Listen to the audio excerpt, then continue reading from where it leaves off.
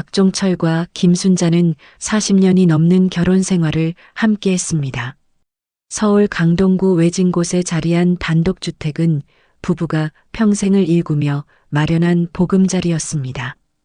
1층에서는 부부가 살고 2층은 큰아들 박민호의 가족이 살고 있죠.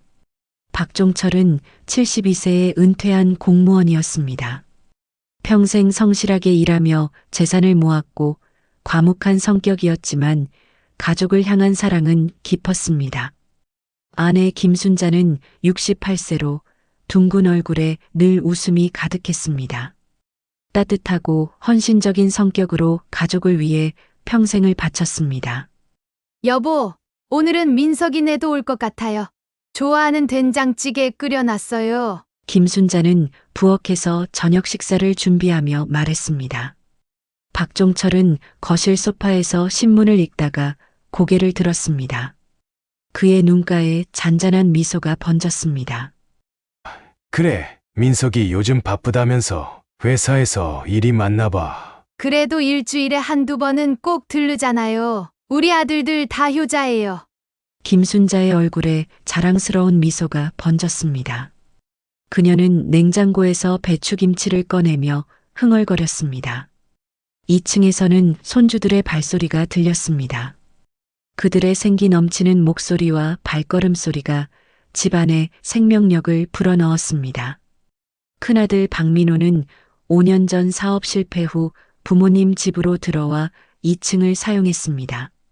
새로 차린 작은 건설회사를 겨우 운영하는 상황이었지만 항상 밝은 표정으로 가족들을 대했습니다. 박종철은 종종 손주들의 학원비와 큰아들 가족의 생활비까지 보조해 주었습니다. 이것을 자신의 당연한 의무라고 여겼습니다. 아버지, 오늘 회사에서 새 계약 하나 성사됐어요. 민호가 퇴근하고 들어오며 반가운 소식을 전했습니다. 박종철은 묵묵히 고개를 끄덕였지만 마음속으로는 아들이 자리를 잡아가는 것 같아 안도했습니다. 손주들이 할아버지에게 달려와 안겼고 박종철의 주름진 얼굴에 환한 미소가 번졌습니다. 민호의 아내 정유진은 부엌으로 들어와 시어머니를 도왔습니다. 어머니, 제가 도와드릴게요. 작은 아들 박민석은 그날도 어김없이 저녁 무렵 방문했습니다. 회사원으로 안정적인 직장에 다녔지만 아파트 대출금 때문에 항상 돈이 부족하다고 느꼈습니다. 민석의 아내 이지연은 조용한 성품이었지만 가족 내에서는 결정적인 순간에 영향력을 행사했습니다. 잘 지내셨어요? 민석이 인사를 건넸습니다. 그렇게 가족들이 모두 모여 저녁 식사를 준비했습니다. 민호는 테이블을 정리하고 민석은 텔레비전을 끄고 아이들은 손을 씻으러 갔습니다. 김순자는 밥을 푸는 도중 갑자기 이상한 느낌을 받았습니다. 처음에는 가벼운 어지러움이었습니다. 그녀는 식탁 모서리를 잡고 잠시 숨을 고르려 했습니다. 머리가 지끈거리더니 점점 시야가 흐려졌습니다. 자신의 이름을 부르는 목소리가 마치 먼 곳에서 들려오는 것 같았습니다.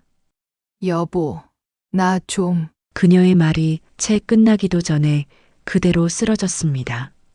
밥공기가 바닥에 떨어지며 하얀 쌀알들이 부엌 타일 위로 흩어졌습니다. 놀란 가족들의 외침이 집안을 가득 채웠습니다. 어머니! 여보! 박종철이 급히 아내를 부축했지만 김순자는 이미 의식을 잃은 상태였습니다. 그녀의 창백한 얼굴에 식은땀이 맺혔고 입술은 파랗게 변해 있었습니다. 박종철의 떨리는 손이 아내의 얼굴을 쓰다듬었습니다. 민호가 즉시 119에 전화를 걸었고 구급차는 10분 만에 도착했습니다. 구급대원들이 김순자를 들것에 실어 나르는 동안 박종철은 마치 영혼이 빠져나간 듯 멍하니 그 모습을 지켜보았습니다. 박종철이 아내와 함께 구급차에 탔습니다. 그의 떨리는 손은 아내의 손을 놓지 않았습니다. 구급차가 출발하는 동안 그는 계속해서 아내의 이름을 불렀습니다. 순자야, 정신 차려. 제발. 병원으로 급히 이송된 김순자는 곧바로 응급실로 실려 들어갔습니다. 가족들은 초조하게 의사의 소견을 기다렸습니다. 민호와 민석은 병원 복도를 서성였고 며느리들은 아이들을 돌보며 조용히 앉아 있었습니다. 박종철은 응급실 문 앞에 서서 한시도 눈을 떼지 않았습니다. 그의 주름진 손은 계속해서 기도하는 자세를 취하고 있었습니다. 1시간 후 의사가 무거운 표정으로 나왔습니다. 흰 가운을 입은 의사의 표정에서 좋지 않은 소식이 예상되었습니다. 가족들이 의사 주변으로 모여들었습니다. 뇌출혈이 심각합니다. 상태가 위중하며 의식 회복이 불투명합니다. 의사의 진단은 냉정했지만 그 말 속에 담긴 무게는 가족 모두에게 무겁게 내려앉았습니다. 박종철의 얼굴이 하얗게 변했습니다. 40년을 함께한 아내가 어쩌면 다시는 깨어나지 못할 수도 있다는 현실이 그를 덮쳤습니다. 그는 벽에 기대어 겨우 서 있었습니다. 괜찮으실 거예요. 그렇죠? 민호의 목소리가 떨렸습니다. 민석은 말없이 아버지의 어깨를 잡았습니다. 그의 손도 떨리고 있었습니다. 수술이 필요합니다. 지금 준비 중입니다. 하지만 환자분의 나이와 출혈 정도로 볼 때 예후가 좋지 않을 수 있다는 점을 알려드려야 합니다. 의사는 입원 절차를 설명했고 김순자는 수술 후 중환자실로 옮겨졌습니다. 병원의 하얀 복도와 소독약 냄새가 가족들을 더욱 불안하게 만들었습니다. 중환자실 입구, 면회 시간이 아닌 때에도 박종철은 유리창 너머로 아내를 바라보았습니다. 각종 의료 장비에 연결된 아내의 모습은 그에게 너무나 낯설었습니다. 온갖 튜브와 모니터에 둘러싸인 아내는 마치 다른 세계의 사람처럼 느껴졌습니다. 특히 며느리들이 시어머니를 위해 적극적으로 병간호를 자처했습니다. 아버님, 제가 내일 아침까지 있을게요. 아버님은 좀 쉬세요. 유진이 먼저 나섰습니다. 지연도 뒤따라 말했습니다. 저도 내일 낮에 와서 있을게요. 교대로 하면 좋을 것 같아요. 며느리들의 갑작스러운 적극성에 박종철은 고맙다는 말을 건넸습니다. 하지만 걱정과 불안으로 가득 찬 그의 마음은 쉽게 가라앉지 않았습니다. 아니다. 내가 여기 있을게.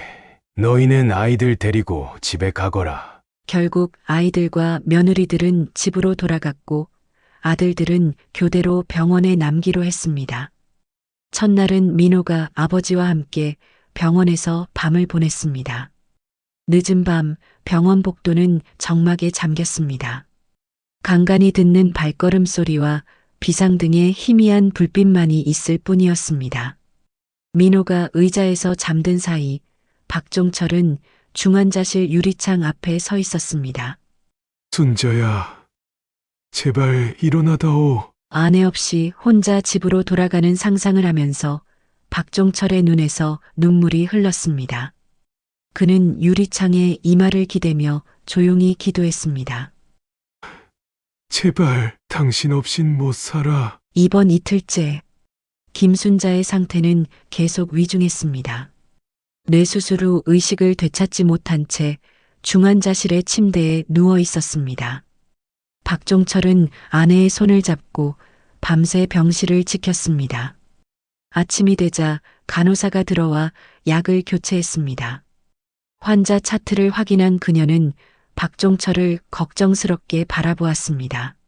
할아버님, 잠시 나가서 쉬다 오세요. 아드님들이 곧 오실 거라고 했어요. 박종철은 피로한 눈을 비비며 고개를 끄덕였습니다.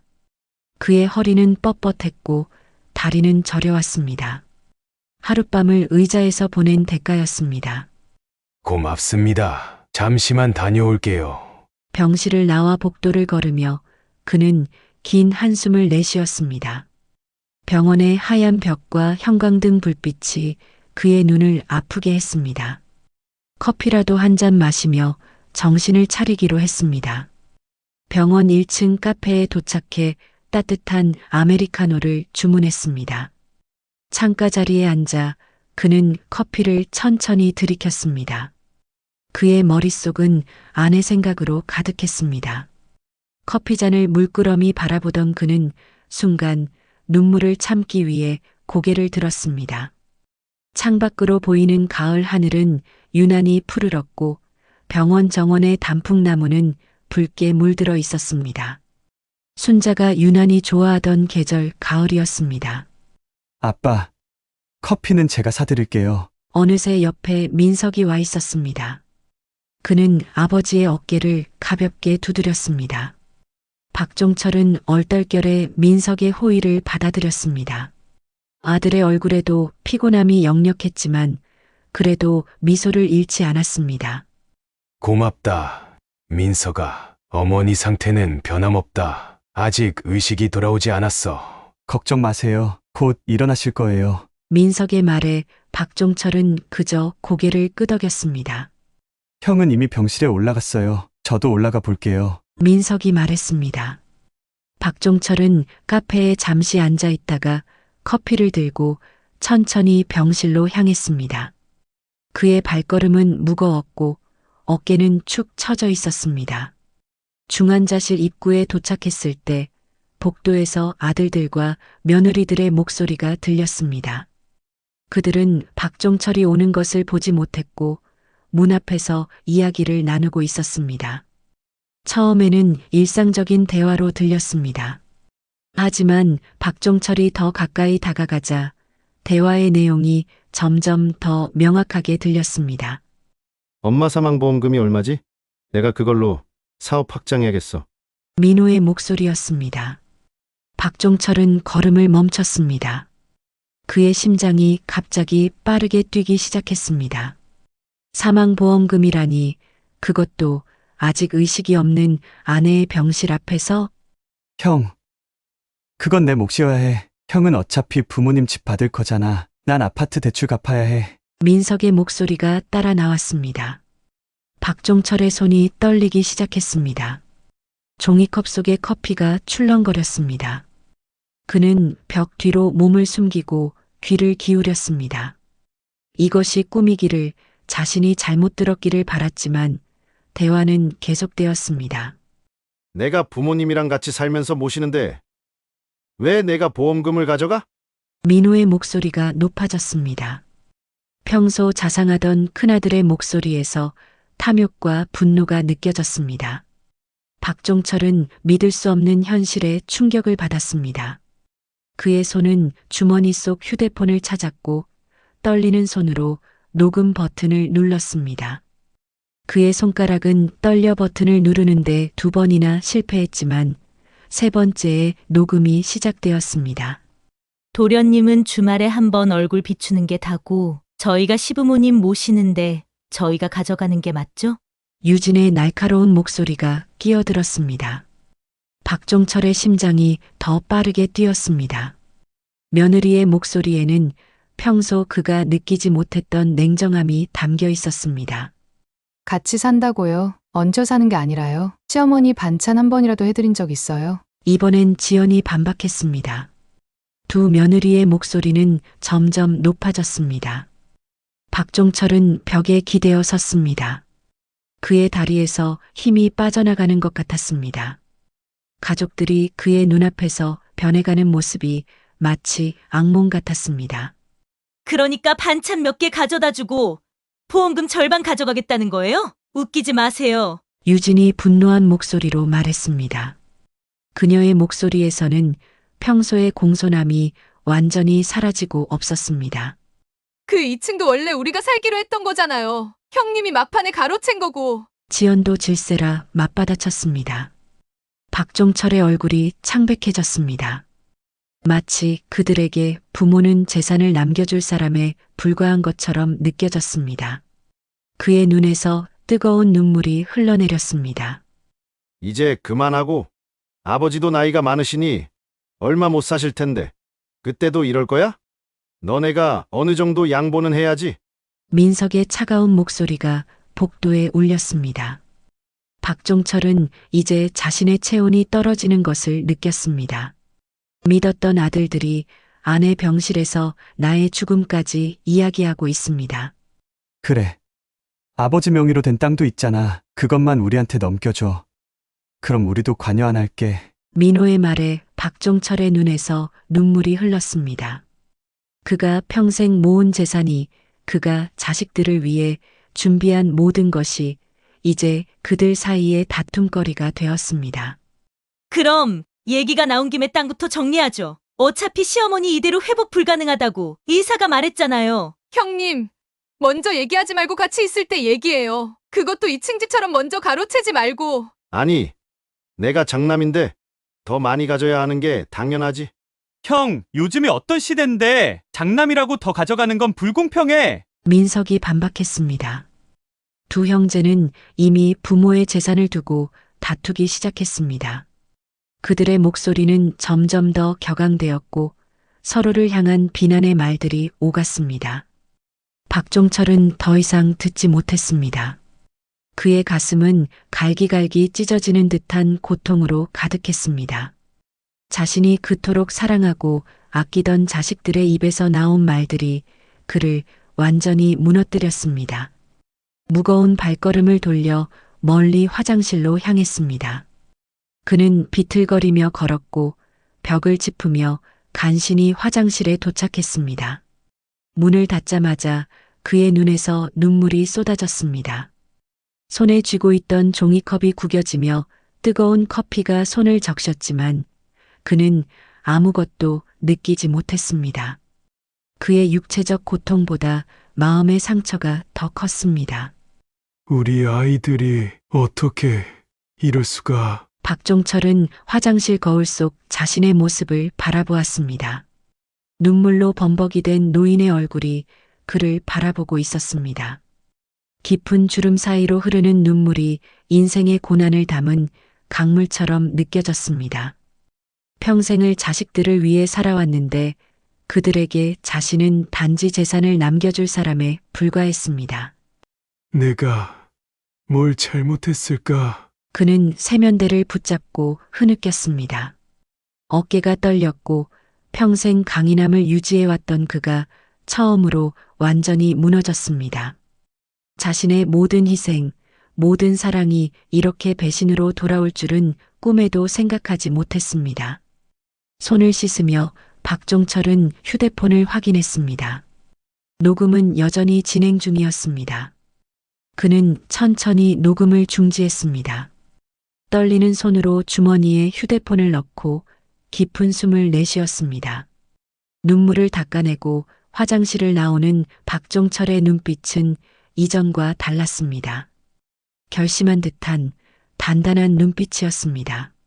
화장실 문을 열고 나가는 그의 걸음에는 이전과 다른 무게가 실려 있었습니다.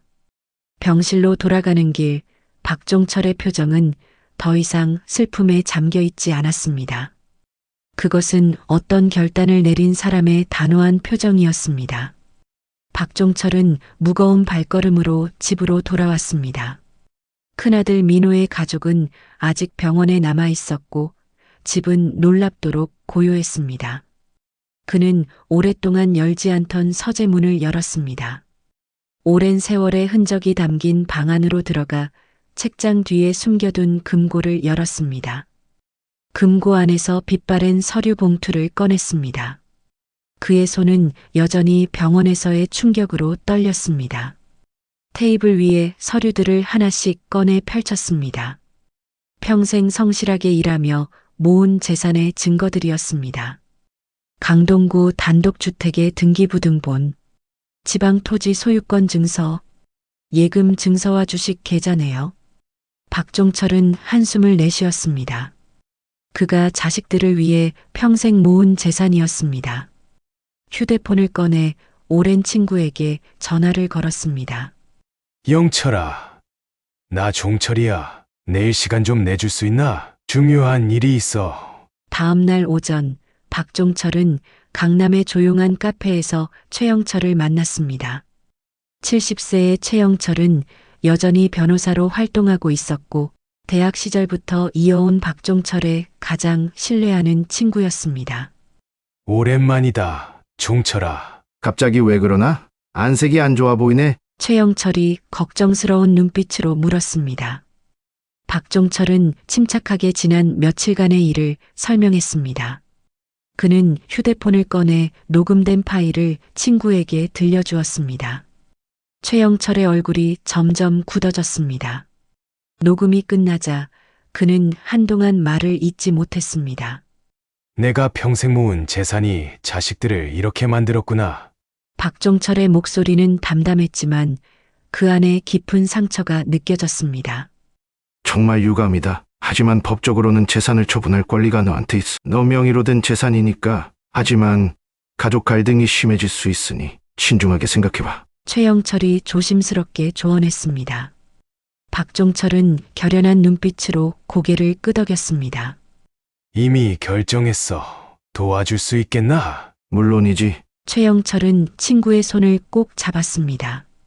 그날 오후 두 사람은 부동산 중개소와 은행을 돌아다니며 재산 정리의 첫 단계를 밟았습니다. 다음 날부터 박종철은 병원과 집을 오가며 바쁜 나날을 보냈습니다. 아이들 몰래 부동산 중개업자들과 만나고 토지 매각을 위한 서류를 준비했습니다. 집이 비어 있을 때는 중개업자들을 집으로 불러 집을 보여주기도 했습니다. 그의 눈빛은 단호했습니다.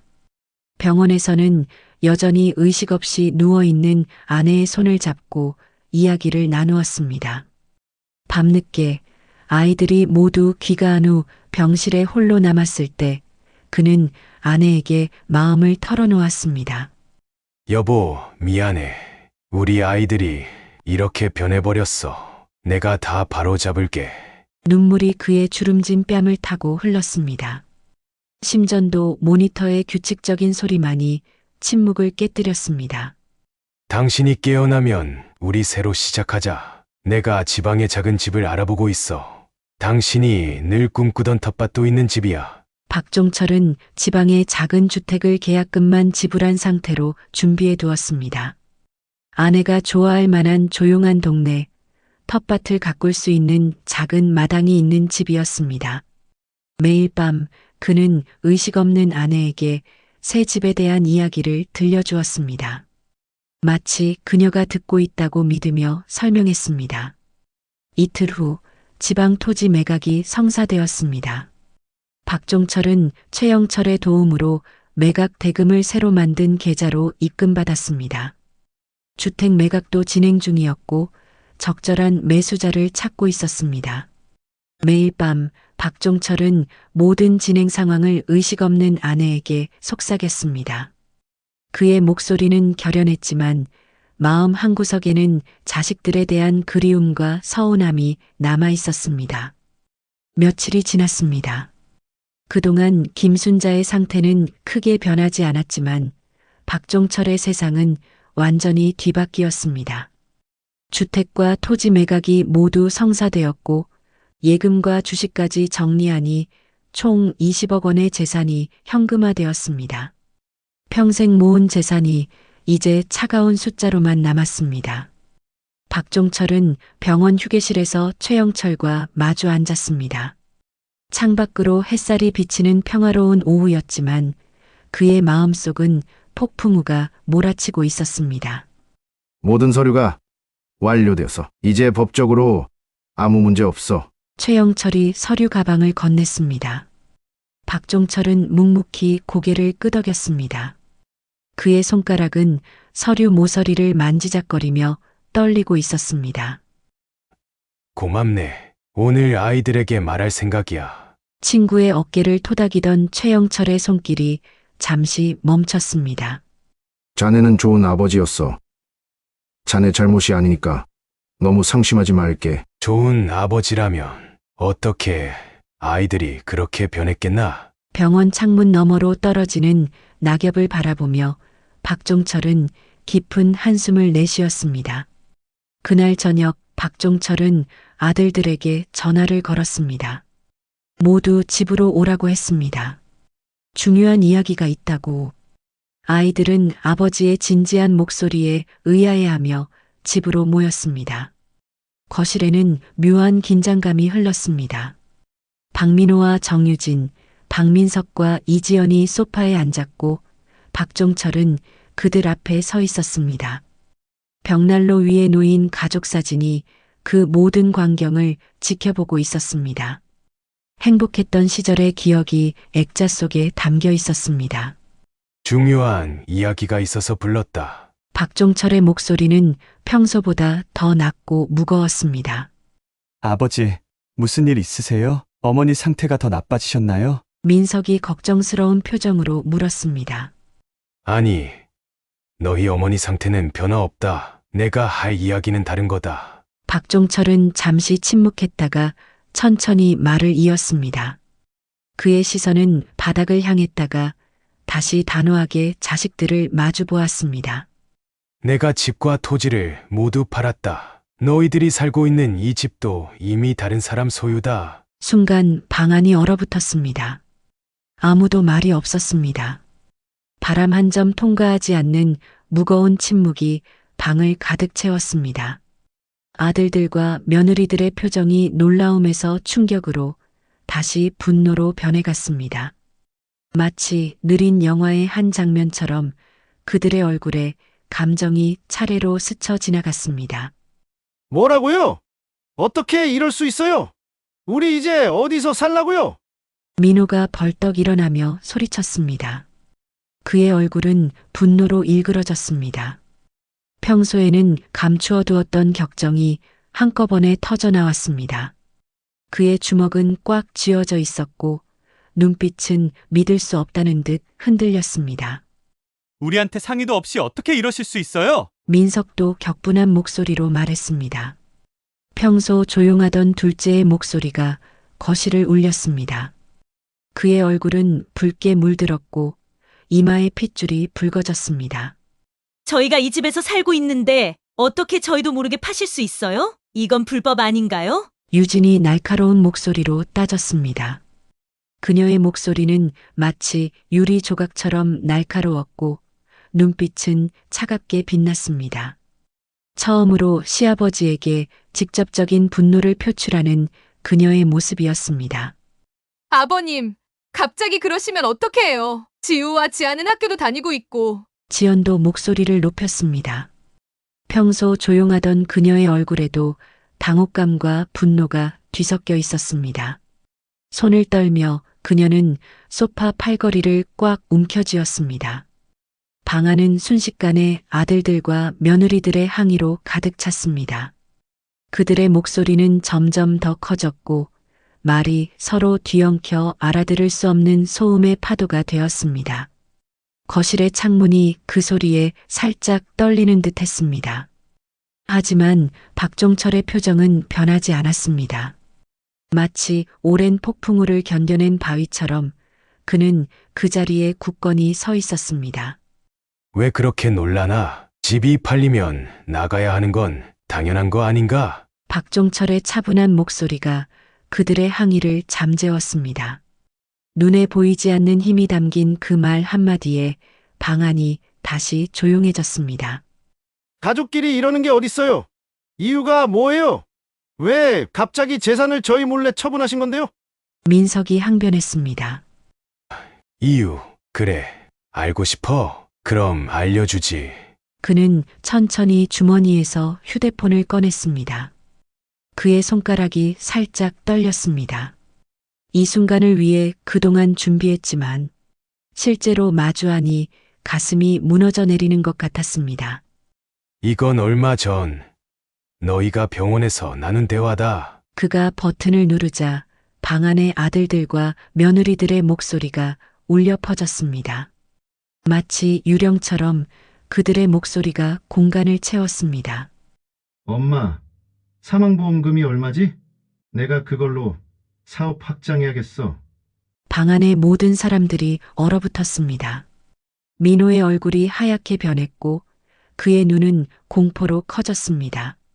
마치 유령을 본 것처럼 그는 자신의 목소리를 들었습니다. 형, 그건 내 몫이어야 해. 형은 어차피 부모님 집 받을 거잖아. 난 아파트 대출 갚아야 해. 이번엔 민석의 목소리였습니다. 민석은 소파에 깊이 몸을 묻었습니다. 그의 눈에서 부끄러움과 당혹감이 번갈아 비쳤습니다.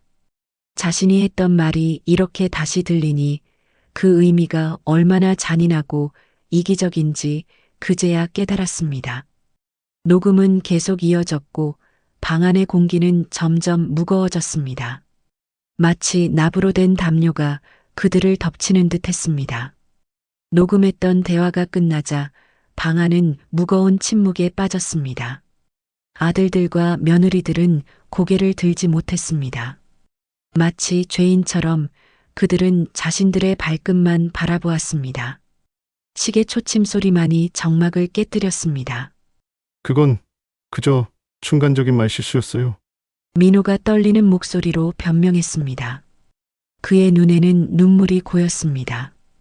지금까지의 삶에서 이렇게 치욕스러운 순간은 없었습니다. 말실수. 그게 말실수로 나올 수 있는 내용인가? 박종철의 눈에 슬픔이 깃들었습니다. 그의 목소리는 차갑지 않았습니다. 오히려 너무 따뜻해서 더 큰 아픔으로 다가왔습니다. 난 40년 넘게 이 나라의 공무원으로 일했다. 너희들 학비, 결혼 비용, 집 장만할 때 보태준 돈, 모두 내가 정직하게 번 돈이었다. 그런데 너희들은 박종철의 목소리가 흔들렸습니다. 순간 그의 눈에서 눈물이 흘러내렸습니다. 평생 강인함을 유지해왔던 아버지의 눈물을 처음 본 아들들은 충격에 말을 잇지 못했습니다. 아버지가 벌어온 돈은 너희들이 행복하게 살라고 마련한 거였다. 너희가 싸우라고 벌어온 돈도 아니고 너희가 병으로 누워있는 엄마 옆에서 돈 얘기를 하라고 벌어온 돈도 아니다. 너무 실망스럽구나. 박종철의 손이 떨렸습니다. 그는 잠시 말을 멈추고 깊은 숨을 들이마셨습니다. 평생 감추어왔던 감정이 이제 홍수처럼 쏟아지고 있었습니다. 그는 아무 말 없이 한참을 서서 감정을 추스린 다음 말을 이어갔습니다. 새 집주인이 2달 후에 입주한다. 그때까지만 머물 수 있다. 나는 이제 병원에서 너희 어머니만 돌볼 것이다. 아버지, 제발 저희가 잘못했어요. 다시 한 번만 기회를 주세요. 민호가 무릎을 꿇었습니다. 그의 얼굴에는 진심 어린 후회와 절박함이 가득했습니다. 눈물이 뺨을 타고 흘렀고 그의 어깨는 흐느낌으로 떨렸습니다. 민석도 그 옆에 무릎을 꿇었습니다. 그는 말없이 울고 있었습니다. 어릴 적 아버지의 무릎에 앉아 책을 읽던 기억이 떠올랐습니다. 그때의 따뜻함이 이제는 차가운 배신으로 돌아왔다는 깨달음에 그의 가슴이 찢어졌습니다. 이제 난 가봐야겠다. 병원에서 너희 어머니가 기다리실 거다. 그는 천천히 걸어서 문을 향했습니다. 뒤에서는 아들들의 사과와 간청이 이어졌지만 박종철의 발걸음은 멈추지 않았습니다. 그의 등은 평소보다 더 구부정해 보였고 걸음은 무거웠습니다. 마치 평생의 무게를 한꺼번에 짊어진 것처럼. 민호가 아버지의 팔을 잡았습니다. 그의 손은 떨리고 있었습니다. 아버지, 제발 정말 잘못했어요. 박종철은 천천히 아들의 손을 떼어냈습니다. 그의 눈빛에는 무한한 사랑과 실망이 공존하고 있었습니다. 사랑한다. 민호야, 민서가. 하지만 이제는 각자의 길을 가야 할 때다. 현관문이 닫히는 소리가 마치 시대의 종말을 알리는 종소리처럼 울렸습니다. 문이 닫히는 소리와 함께 가족 관계가 완전히 무너졌습니다. 거실에 남겨진 아들들과 며느리들은 서로를 바라보았습니다. 그들의 눈에는 공통된 질문이 있었습니다. 어떻게 이렇게 됐을까? 박종철은 그날부터 병원에서 아내를 간병하며 지내기 시작했습니다. 작은 침대를 들여놓고 그곳에서 잠을 청했습니다. 간호사들은 그런 노인의 모습에 안타까움을 감추지 못했습니다. 선생님, 이렇게 계속 병원에 계시면 건강이 안 좋아지실 거예요. 가끔은 집에 가서 쉬세요. 간호사가 걱정스러운 목소리로 말했습니다. 박종철은 고개를 젓고 미소 지었습니다. 이제 내 집은 여기예요. 아내 곁이 내 집이니까요. 밤이 깊어졌습니다. 병실의 불빛은 희미하게 깜빡였고 심전도 모니터의 일정한 신호음만이 정막을 깨뜨렸습니다. 박종철은 아내의 손을 꼭 잡았습니다. 여보, 내가 잘한 걸까? 그는 의식 없는 아내에게 매일 밤 같은 질문을 던졌습니다. 그는 아내의 이마에 부드럽게 입을 맞추었습니다. 그의 눈에서 떨어진 눈물이 아내의 뺨을 적셨습니다. 사랑해. 꼭 일어나줘. 보고 싶어. 그렇게 박종철의 새로운 일상이 시작되었습니다. 병원 복도를 걸으며 그는 때때로 아들들이 나타나지 않을까 기대하기도 했습니다. 하지만 아무도 오지 않았습니다. 그의 마음 한구석에는 여전히 자식에 대한 사랑이 남아 있었습니다. 아무리 깊은 배신을 당했다 해도 부모의 마음은 쉽게 변하지 않는 법이었습니다. 그렇게 며칠이 지났습니다. 가을의 끝자락이 겨울의 시작을 알리는 11월의 어느 날이었습니다. 박종철은 이제 병원 생활에 익숙해졌습니다. 중환자실 옆 작은 대기실에 간이 침대를 놓고 지내며 아내를 돌보았습니다. 그의 얼굴에는 피로가 깊게 새겨져 있었지만 눈빛은 단단했습니다. 그날도 평소와 같이 아침 일찍 일어나 세수를 하고 아내의 병실로 향했습니다. 박종철은 매일 아침 아내에게 말을 걸었습니다. 의사가 의식이 없는 환자들도 가족의 목소리를 들을 수 있다고 했기 때문입니다. 순자야, 오늘은 날씨가 좋아. 창밖을 봐. 하늘이 참 맑다. 박종철은 중환자실 침대 옆 의자에 앉아 아내의 손을 잡았습니다. 그녀의 손은 여전히 따뜻했습니다. 생명의 온기가 느껴졌습니다. 당신 좋아하는 시골집. 계약금 다 냈어. 사진도 있는데 다음에 보여줄게. 텃밭도 있고 뒤로는 작은 산이 있어. 당신이 늘 꿈꾸던 그런 집이야. 그때 간호사가 들어와 김순자의 상태를 확인했습니다. 혈압과 맥박을 체크하던 그녀의 표정이 갑자기 변했습니다. 박 선생님, 부인분의 뇌파 활동이 전과 다릅니다. 의사 선생님을 불러올게요. 박종철의 심장이 빠르게 뛰기 시작했습니다. 곧 의사가 들어와 김순자의 상태를 세심하게 살폈습니다.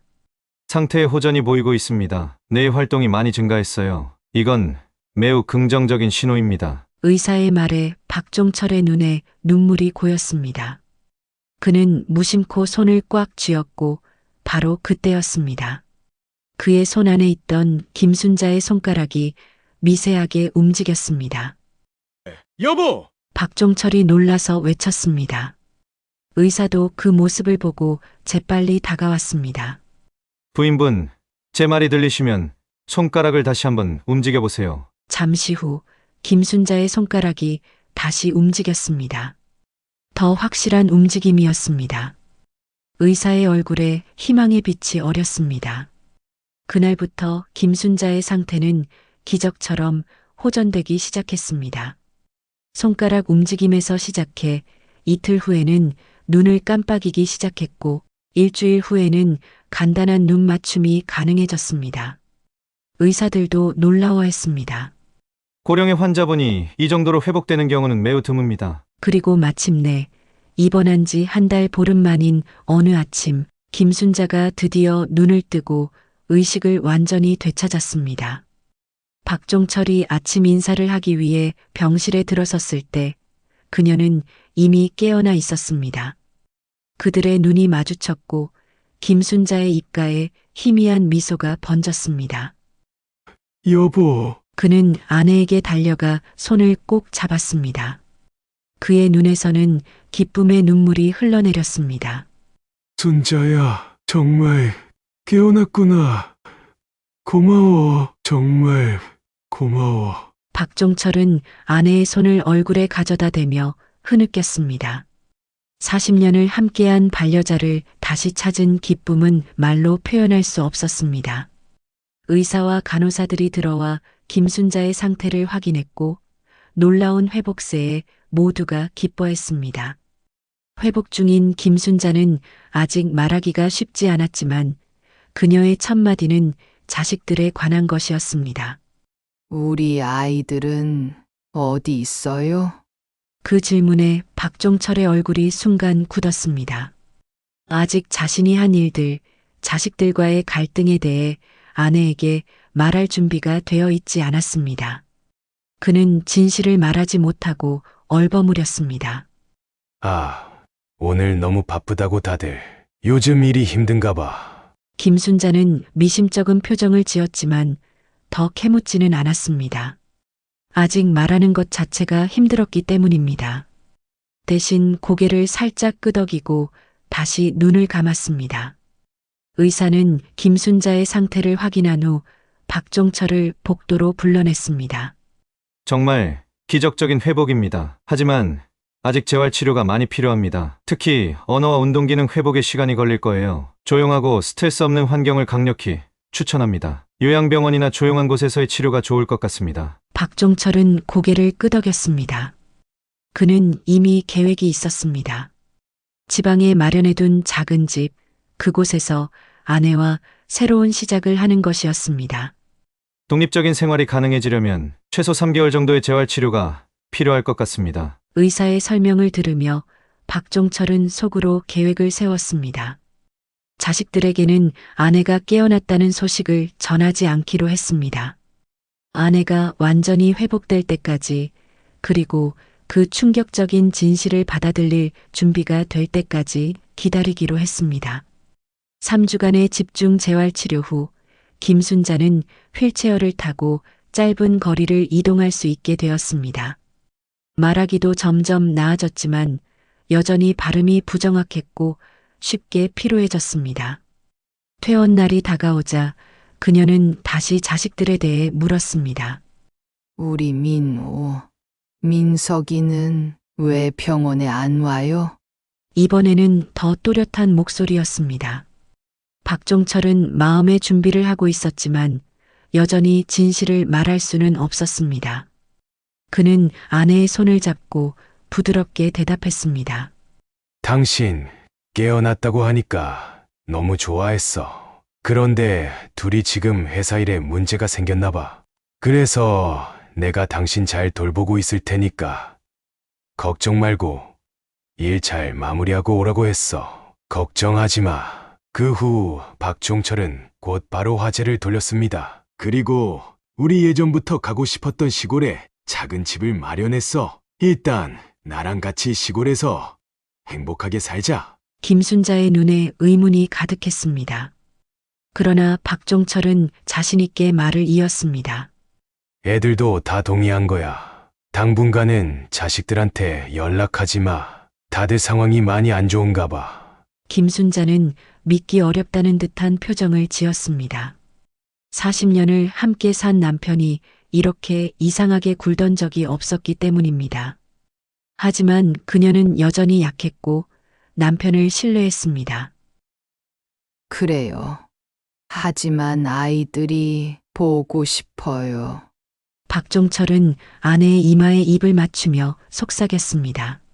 곧 볼 수 있을 거야. 하지만 지금은 당신 건강이 최우선이야. 나를 믿어줘. 퇴원 날 박종철은 자신이 미리 준비한 승합차로 타고 아내와 함께 시골로 떠났습니다. 박종철은 간간히 백미러로 아내의 표정을 살폈습니다. 그녀의 눈에 맺힌 눈물을 보았지만 그는 아무 말도 하지 않았습니다. 먼저 아내를 안전하고 조용한 곳으로 데려가는 것이 더 중요했습니다. 그렇게 그들의 차는 서울을 멀리 떠나 남쪽의 작은 시골 마을을 향해 달려갔습니다.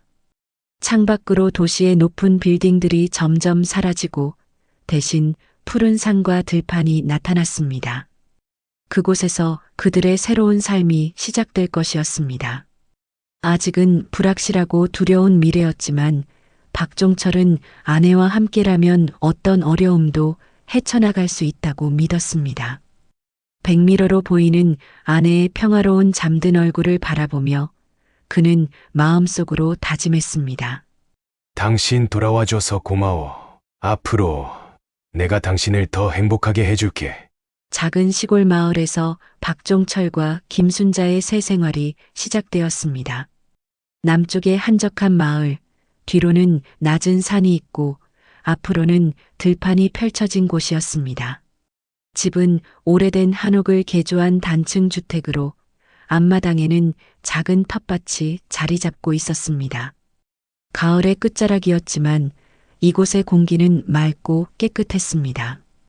박종철은 아내가 새로운 환경에 적응할 수 있도록 모든 힘을 쏟았습니다. 거실에는 편안한 소파를, 방에는 아내가 좋아하는 꽃무늬 이불을 깔았습니다. 텃밭에는 김순자가 좋아하는 채소들을 심을 자리도 준비했습니다. 모든 것이 완벽해 보였지만 한 가지 빠진 것이 있었습니다. 바로 자식들의 존재였습니다. 오늘도 아이들한테서 연락 없었어요. 김순자는 매일 아침 같은 질문을 던졌습니다. 그녀의 목소리에는 그리움과 불안이 섞여 있었습니다. 재활 치료의 효과로 말하기가 점점 나아지고 있었지만 자식들에 대한 걱정은 사라지지 않았습니다. 박종철은 매번 같은 대답으로 상황을 모면했습니다. 아직 연락이 없네. 곧 올 거야. 조금만 기다려. 그는 신문을 읽는 척하며 아내의 시선을 피했습니다. 40년을 함께 살았지만 그는 여전히 아내 앞에서 거짓말을 하는 것이 서툴렀습니다. 그의 목소리에서 미세한 떨림이 느껴졌고 눈빛은 불안했습니다. 김순자는 의심스러워하면서도 계속 믿으려 했습니다. 하지만 날이 갈수록 그녀의 질문은 더 구체적이고 날카로워졌습니다. 박종철은 이런 질문에 대비하지 못했습니다. 그는 급히 변명을 만들어냈습니다. 말할수록 더 꼬여가는 거짓말에 박종철은 괴로웠지만 아내에게 진실을 말할 용기가 나지 않았습니다. 아직 완전히 회복되지 않은 아내에게 자식들의 배신에 대한 이야기를 들려주면 어떤 충격을 받을지 두려웠습니다. 시골 생활 한 달이 지나자 김순자의 건강은 놀라울 정도로 회복되었습니다. 재활치료사가 일주일에 2번씩 방문했고 그녀는 점차 지팡이 없이도 짧은 거리를 걸을 수 있게 되었습니다. 밝은 겨울 햇살이 비치는 어느 날 김순자는 텃밭에 나가 봄을 준비하기 시작했습니다. 여보, 봄에는 상추랑 고추 심을 자리를 정했어요. 여기는 토마토를 심으면 좋을 것 같아. 그녀의 얼굴에는 오랜만에 생기가 돌았습니다. 흙을 만지며 계획을 세우는 모습은 마치 예전의 그녀로 돌아간 듯 했습니다. 그러나 저녁이 되면 그녀는 항상 침울해졌습니다. 식탁에 자식들이 없는 빈자리가 너무 크게 느껴졌기 때문이었습니다. 그러던 어느 날 김순자는 집안 대청소를 하기로 마음먹었습니다. 충분히 회복되었다고 느꼈고 봄을 맞이하기 전에 집안 구석구석을 깨끗이 정리하고 싶었습니다. 박종철이 마을 노인회관에 나간 사이 그녀는 평소 들어가지 않던 남편의 서재까지 청소하기로 했습니다. 서재는 작은 방이었지만 박종철의 소중한 공간이었습니다. 책장에는 평생 모은 책들이 꽂혀 있었고 책상 위에는 노트와 서류들이 가지런히 정리되어 있었습니다. 김순자는 조심스럽게 먼지를 닦으며 남편의 물건들을 살펴보았습니다. 그리고 우연히 책장 아래쪽 서랍을 열었을 때 그녀는 낯선 서류 봉투를 발견했습니다. 호기심에 봉투를 열어보니 그 안에는 주택 매각 계약서가 들어 있었습니다. 서울 강동구에 그들이 살던 집, 30년간의 추억이 담긴 그 집의 매각 서류였습니다. 김순자의 손이 떨렸습니다.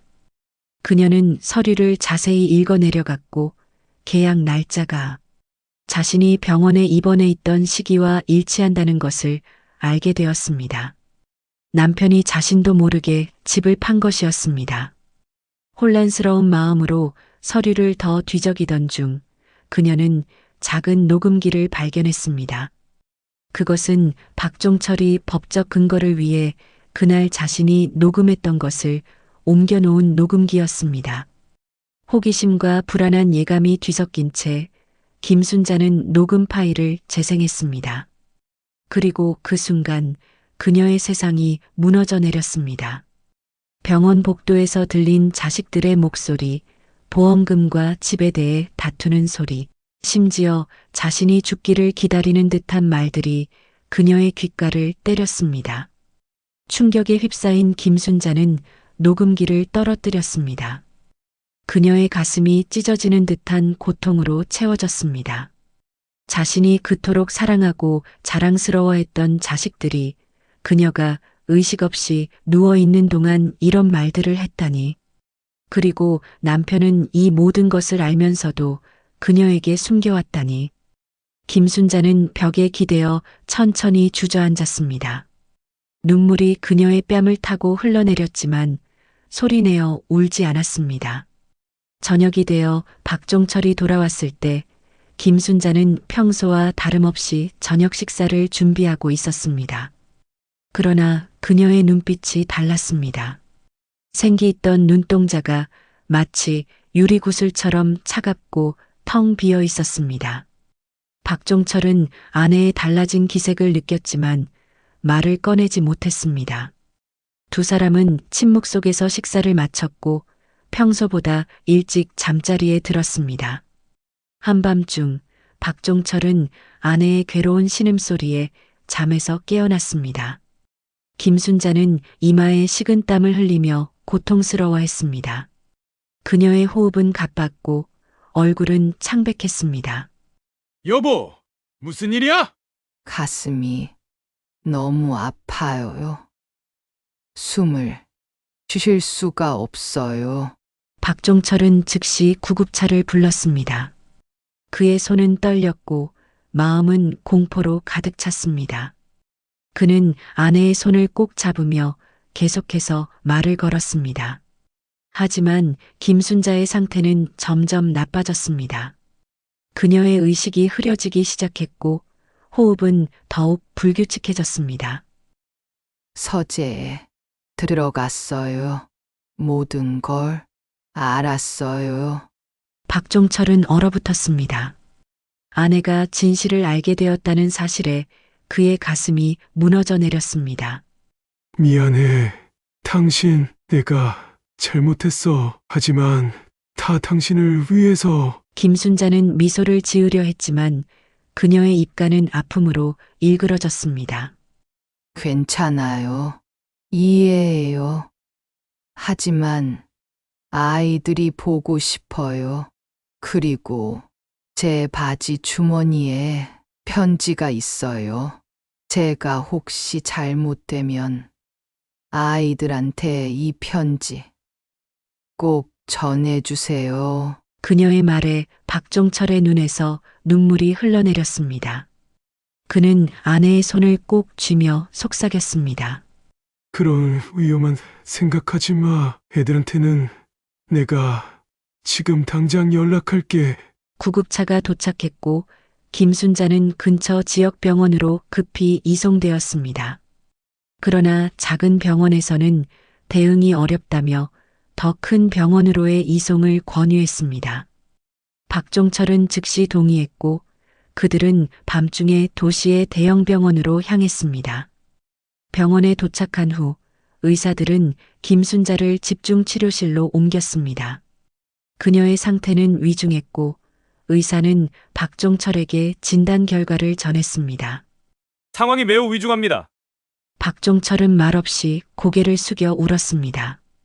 그리고 병실에서 나와 복도 구석에 서서 휴대폰을 꺼냈습니다. 그는 깊은 숨을 들이마시고 먼저 큰아들 민호에게 전화를 걸었습니다. 박종철의 목소리는 차분했지만 그 안에는 깊은 슬픔과 무게가 담겨 있었습니다. 그는 작은 아들 민석에게도 전화했습니다. 전화를 끊고 박종철은 아내가 준 편지를 바라보았습니다. 흰 봉투 겉면에는 우리 아들들에게라고 적혀 있었습니다. 그는 창문 밖 흐린 하늘을 바라보며 깊은 한숨을 내쉬었습니다. 병원 로비는 이른 아침의 차분한 분위기에 휩싸여 있었습니다. 창문을 통해 스며드는 겨울 햇살이 바닥에 긴 그림자를 드리우고 있었습니다. 박종철은 중환자실 앞 의자에 앉아 아내가 건넨 편지를 바라보고 있었습니다. 그의 얼굴에는 수많은 감정이 교차했습니다. 엘리베이터 문이 열리고 박민호와 박민석이 긴장된 표정으로 걸어 나왔습니다. 그들은 아버지를 발견하자 잠시 망설이다가 천천히 다가왔습니다. 몇 달 만의 재회였지만 그들 사이에는 보이지 않는 벽이 느껴졌습니다. 큰아들 민호는 한층 수척해진 모습이었습니다. 깔끔했던 외모는 사라지고 면도하지 않은 얼굴과 어두운 눈 밑의 그림자가 임시거처에서의 힘든 생활을 말해주었습니다. 작은 아들 민석은 형보다는 나아 보였지만 그의 눈빛에는 불안과 초조함이 역력했습니다. 아버지, 민호가 먼저 입을 열었습니다. 그의 목소리는 전보다 훨씬 조용하고 공손했습니다. 박종철은 천천히 일어나 아들들을 마주했습니다. 그의 눈에는 복잡한 감정이 어려 있었습니다. 왔구나. 단순한 인사였지만 그 안에는 수많은 이야기가 담겨 있었습니다. 침묵이 세 사람 사이를 감쌌습니다. 누구도 먼저 말을 꺼내기 어려운 무거운 공기가 느껴졌습니다. 어머니 상태가 어떠세요? 민석이 조심스럽게 물었습니다.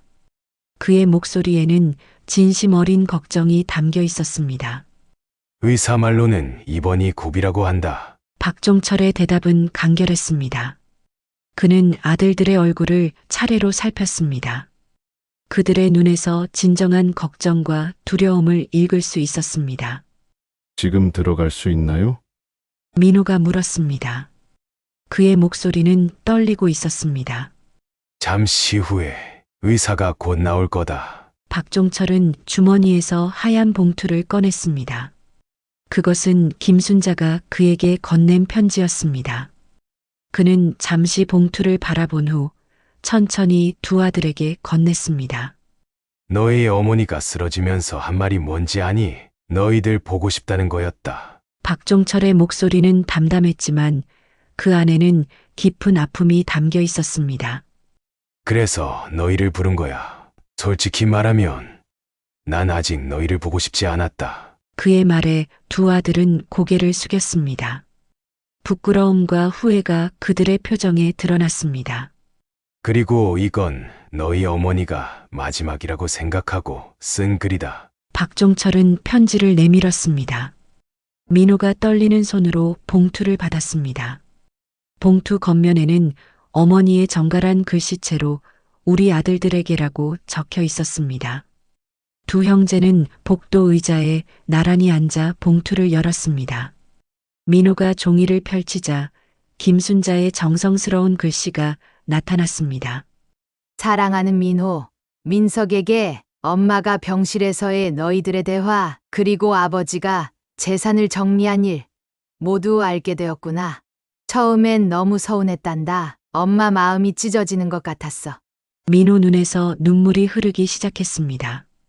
우리가 힘들 때, 너희들 대학 학비 모으려고 끼니 걸으며 살 때, 우리는 단 한 번도 이 돈을 어떻게 나눌까라고 생각하지 않았단다. 오직 우리 아이들이 행복하게 살았으면 하는 마음뿐이었어. 민석의 눈에도 눈물이 고이기 시작했습니다. 그는 자신의 어깨가 가늘게 떨리는 것을 느꼈습니다. 그렇게 정성껏 키운 내 아들들이 내가 의식 없이 누워있는 병실 앞에서 재산 걱정을 하는 걸 듣고 엄마는 더 이상 살고 싶은 마음이 없어졌단다. 두 아들의 손은 바들바들 떨리기 시작했고 편지는 잘 알아보기 힘들 정도로 두 사람의 눈물로 젖어버렸습니다. 내가 평생 모은 건 재산이 아니라 너희들과의 추억이었는데 그게 너희에겐 그저 나눠 가질 돈에 불과했구나. 엄마 마음이 찢어질 듯 아프지만 그래도 괜찮단다. 엄마는 너희를 아직도 사랑해. 다만 내가 죽기 전 마지막 소원이 있다면 너희가 진정한 행복이 무엇인지, 가족이 무엇인지 깨달았으면 하는 거, 그거 하나다. 내가 우리 가족을 사랑하고 아끼는 것만큼 너희도 우리 가족을 돈이 아닌 사랑으로 봐줬으면 좋겠구나. 사랑하는 내 아들들에게 엄마가. 편지를 읽은 두 아들은 깊은 침묵에 빠졌습니다. 그들의 어깨는 무거운 죄책감으로 푹 꺾여 있었습니다. 잠시 후 병원 복도의 정막 속에서 그들은 통곡하기 시작했습니다. 박종철은 그런 아들들을 바라보며 묵묵히 서 있었습니다. 그의 눈에도 슬픔이 가득했지만 그는 눈물을 보이지 않았습니다. 오랜 침묵 끝에 그가 말했습니다. 어머니를 만날 준비가 됐으면 들어가자. 그의 목소리는 부드러웠고 처음으로 아들들을 향한 분노가 완화된 것처럼 느껴졌습니다. 세 사람은 천천히 중환자실로 향했습니다. 투명한 문을 통해 그들은 병상에 누워있는 김순자를 볼 수 있었습니다. 그녀는 산소 마스크를 쓰고 있었고 각종 의료 장비에 연결되어 있었습니다. 그녀의 눈은 감겨 있었고 창백한 얼굴은 마치 잠든 것처럼 평화로워 보였습니다. 의사의 허락을 받고 두 아들이 먼저 병실에 들어갔습니다. 그들은 어머니의 병상 양쪽에 조심스럽게 다가갔습니다.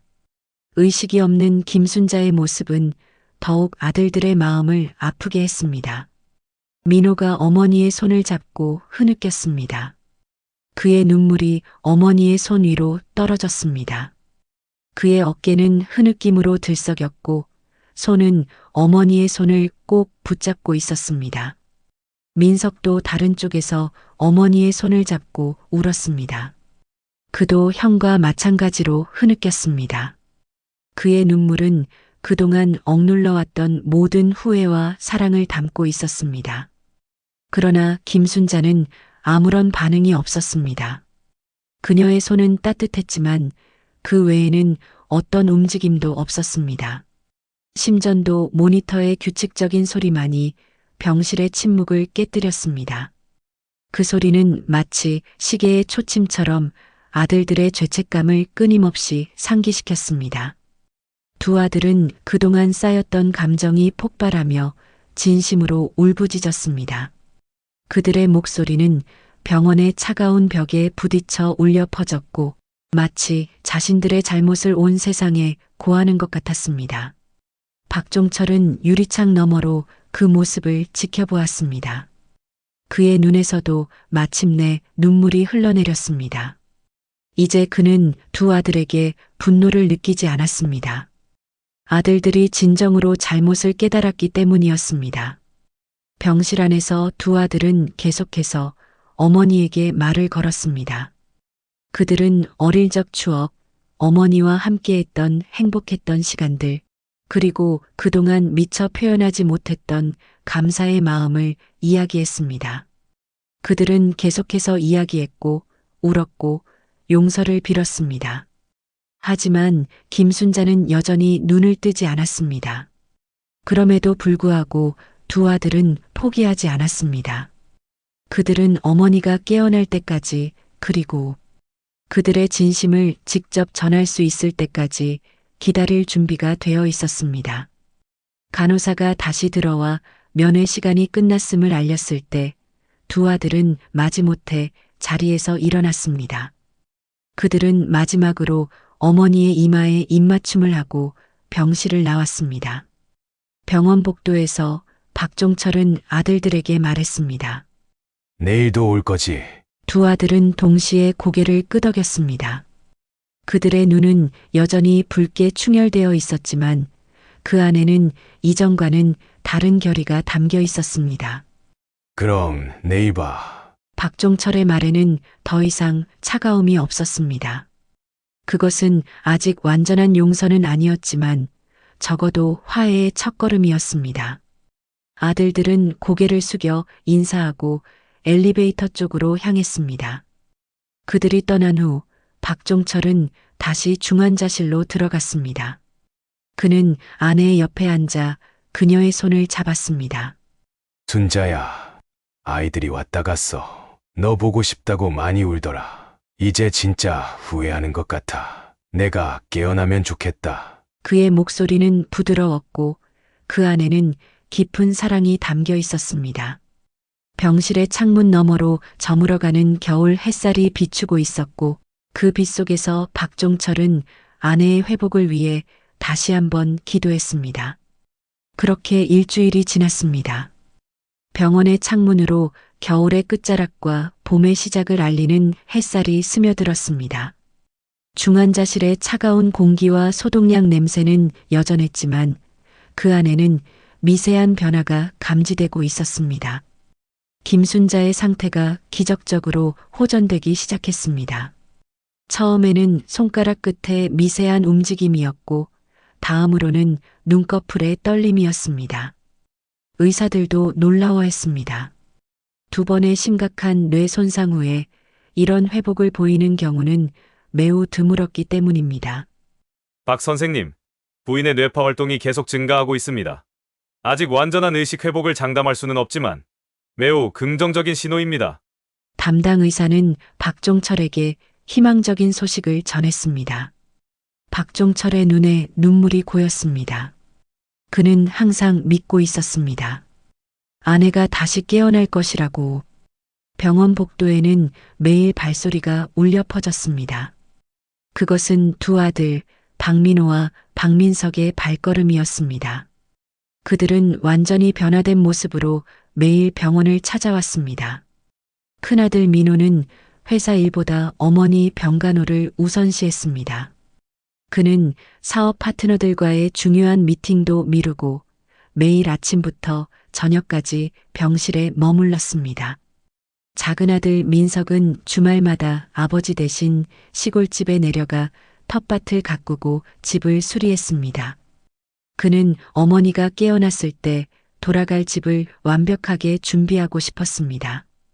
평일에는 병원에 들러 형과 교대로 어머니를 간호했고 주말이면 시골로 향했습니다. 박종철은 그들의 진심 어린 후회와 노력을 보며 그동안의 마음을 서서히 녹이고 있었습니다. 그리고 마침내 기적이 일어났습니다. 이번 2주째 되는 날 김순자가 눈을 떴습니다. 처음에는 잠깐이었고 초점도 맞지 않았습니다. 하지만 그것은 분명한 의식의 회복이었습니다. 병실에 있던 민호가 즉시 의사를 불렀습니다. 의사와 간호사들이 빠르게 병실로 들어와 김순자의 상태를 확인했습니다. 기본적인 신경학적 검사 후 의사는 놀라운 소식을 전했습니다. 의식이 돌아오고 있습니다. 그날 이후로 김순자의 상태는 날로 호전되었습니다. 눈을 뜨는 시간이 점점 길어졌고 시선도 점차 또렷해졌습니다. 손가락도 움직일 수 있게 되었고 며칠 후에는 고개를 조금씩 움직이기 시작했습니다. 그리고 두 아들은 거의 병원을 떠나지 않았습니다. 그들은 교대로 어머니 곁을 지키며 물이나 음식을 먹을 수 있게 되었을 때 직접 숟가락으로 떠먹여드리고 목욕을 도와드렸습니다. 회복은 천천히 이루어졌습니다. 처음 말을 할 수 있게 되었을 때 김순자의 목소리는 희미했고 단어도 몇 개밖에 말하지 못했습니다. 하지만 아들들에게는 그것이 세상에서 가장 아름다운 소리였습니다.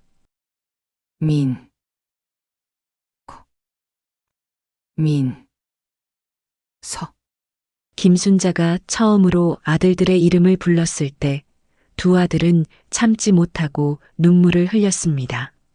그들은 어머니의 손을 잡고 고개를 숙였습니다. 한다. 김순자의 눈에서도 눈물이 흘러내렸습니다. 그것은 용서와 사랑의 눈물이었습니다. 3주 후 김순자의 상태는 충분히 안정되어 퇴원이 가능해졌습니다. 의사는 계속해서 재활치료가 필요하다고 설명했고 조용하고 편안한 환경을 권장했습니다. 아들들은 즉시 시골집으로 어머니를 모시기로 결정했습니다. 퇴원 날 두 아들은 어머니를 위해 특별히 준비했습니다. 민호는 편안한 휠체어를 구입했고 민석은 차 안을 포근하게 꾸몄습니다. 그들은 어머니가 불편함 없이 시골집까지 이동할 수 있도록 모든 것을 세심하게 준비했습니다.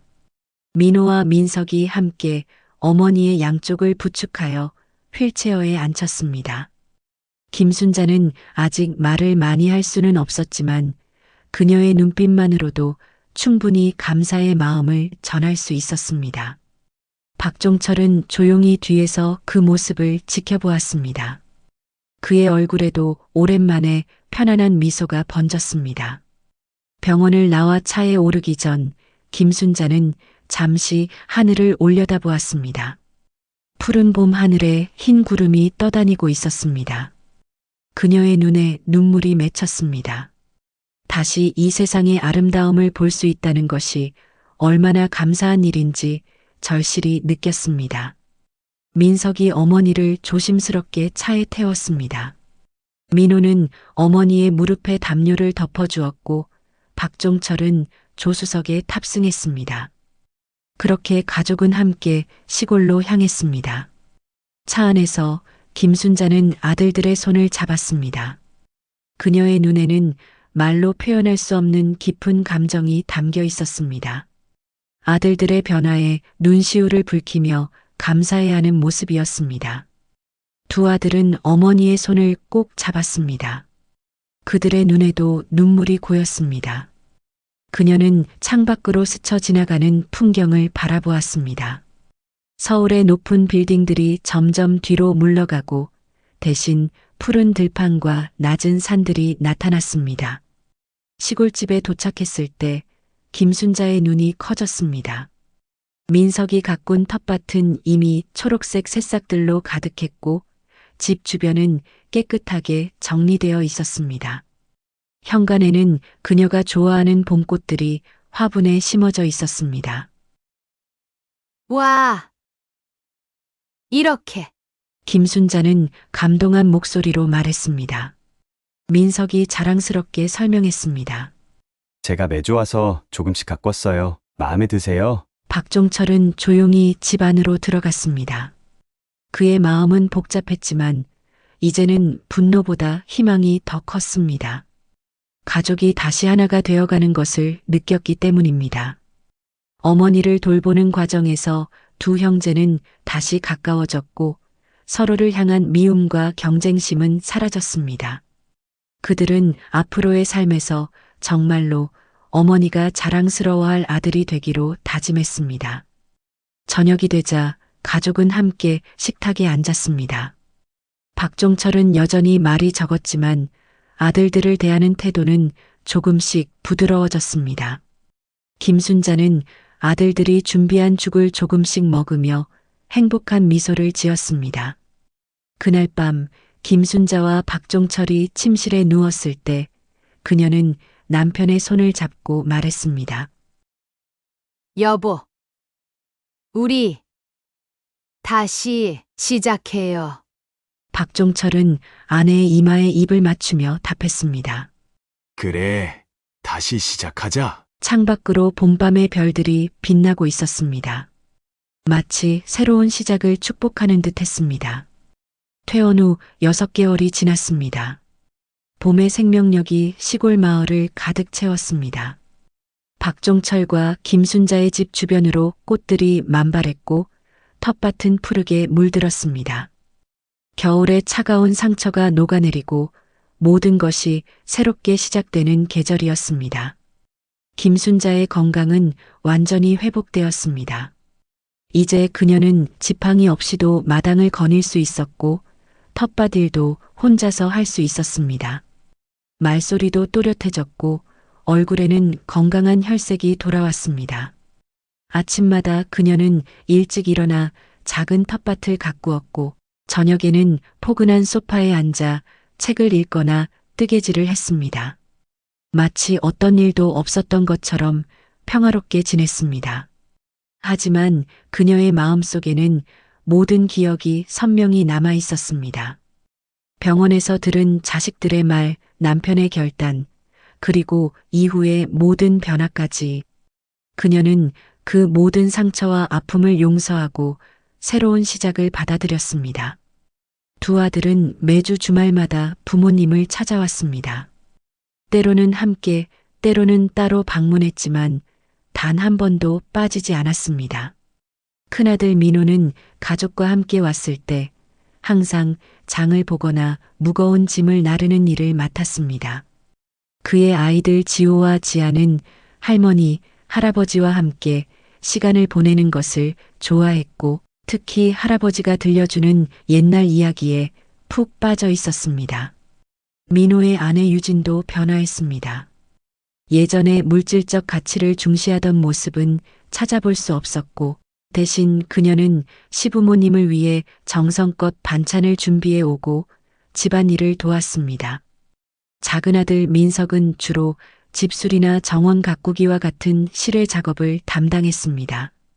그는 아버지와 함께 묵묵히 일하며 서로에 대한 이해를 깊게 했습니다. 그의 아내 지연은 김순자에게 최신 건강 정보를 알려주고 약 복용 시간을 챙기는 등 세심하게 시어머니를 돌보았습니다. 그들의 아들 현우는 텃밭일을 돕고 싶어 했고 할머니는 그런 손주의 모습을 보며 기쁨을 감추지 못했습니다. 어느 봄날 온 가족이 모여 함께 식사를 준비했습니다. 마당에 큰 테이블을 펴고 텃밭에서 방금 딴 채소로 신선한 음식을 만들었습니다. 김순자는 손주들에게 요리하는 법을 가르쳐 주었고 아이들은 즐겁게 할머니의 지시를 따랐습니다. 박종철은 옆에서 생선을 손질했고 며느리들은 밑반찬을 준비했습니다. 두 아들은 마당에 식탁을 차리고 의자를 놓았습니다. 식사는 화기애애한 분위기에서 이루어졌습니다. 가족들은 맛있는 음식을 나누며 일상의 대화를 나눴습니다. 손주들은 학교에서 있었던 일을 이야기했고 어른들은 고개를 끄덕이며 귀 기울여 들었습니다. 저녁 햇살이 마당에 따뜻하게 내리쬐며 가족의 얼굴을 황금빛으로 물들였습니다. 하늘이 어두워지고 아이들이 모두 잠든 후 박종철과 김순자는 마당의 작은 정자에 앉아 별을 바라보았습니다.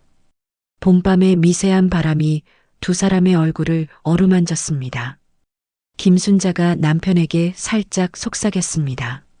당신 덕분에 우리 아이들이 정말 중요한 걸 깨달은 것 같아요. 고마워요. 박종철은 잠시 침묵하다가 아내의 손을 꼭 잡았습니다.